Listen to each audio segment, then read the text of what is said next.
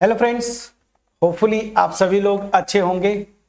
सो PYQs का जो 2024 chapter wise revision series चल रहा है उसमें pair of linear equations in two variables next topic जो मैंने सेलेक्ट किया है।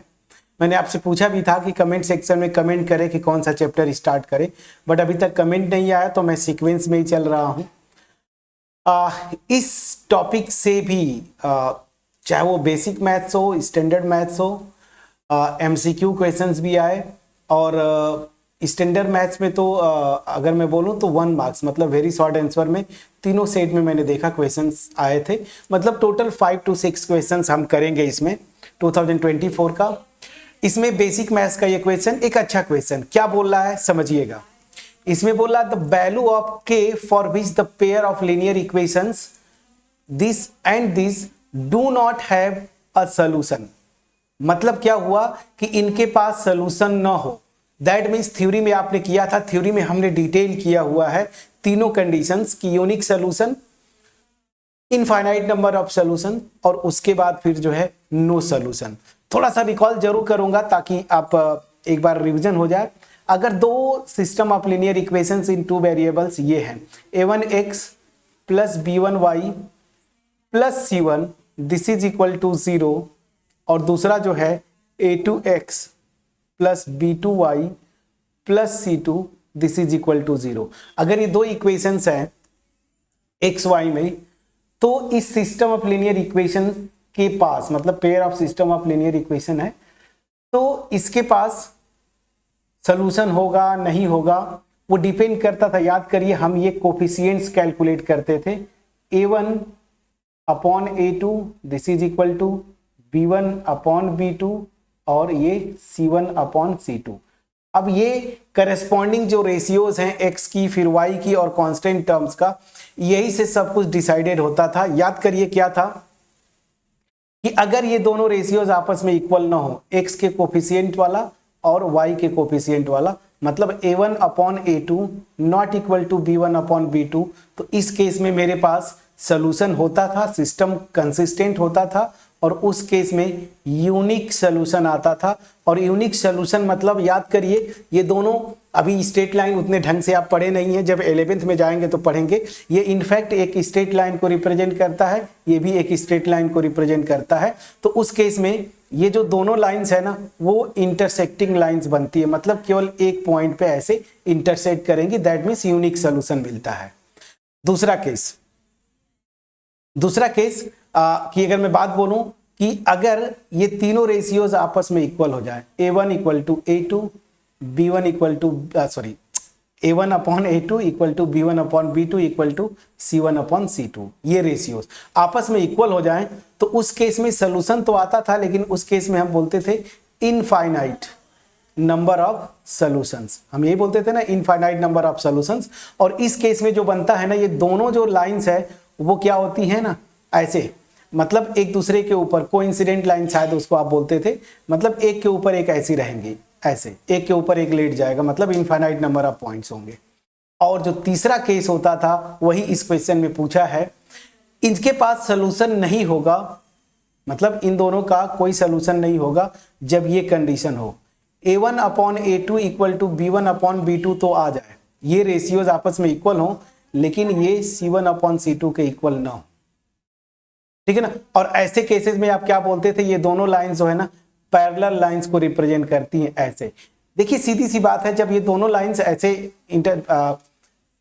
ये एक इक्वेशन है, एक लाइन को रिप्रेजेंट करता है, मान लीजिए लाइन 1, और एक ये है ये स्ट्रेट लाइन 2 ना, लाइन 2। यूनिक सॉल्यूशन कब होगा, जब एक ही पॉइंट पे इंटरसेक्ट करे ये कंडीशन। और ये कब आता था, यहां से, जब a1 upon a2 not equal to b1 upon b2। Infinite number of solutions मतलब दोनों एक दूसरे के ऊपर ऐसे लेटी हों, जैसे ये मैंने बताया। और नो सॉल्यूशन मतलब ये पैरेलल लाइंस हो, इंटरसेक्ट करेंगे ही नहीं, सीधी सी बात है, जितने पॉइंट पे इंटरसेक्ट करेंगे उतना सॉल्यूशन होगा। यहाँ पे एक पॉइंट पे कर रही हैं तो यूनिक सॉल्यूशन, यहाँ पे इनफाइनाइट नंबर ऑफ पॉइंट्स ने एक के ऊपर एक लेट गई तो इनफाइनाइट नंबर ऑफ सॉल्यूशन, और यहाँ पे पैरेलल लाइंस है, दैट मीन्स यहाँ पे कोई सॉल्यूशन नहीं।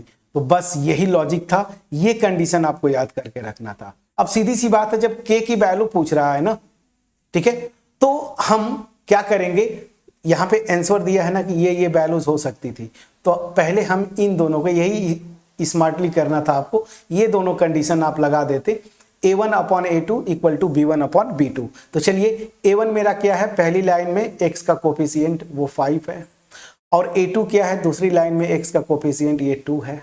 This is equal to b1 पहली लाइन में y का कोफिशिएंट, और b2 दूसरी लाइन में y का कोफिशिएंट, मतलब दिस, या दूसरा इक्वेशन में y का कोफिशिएंट।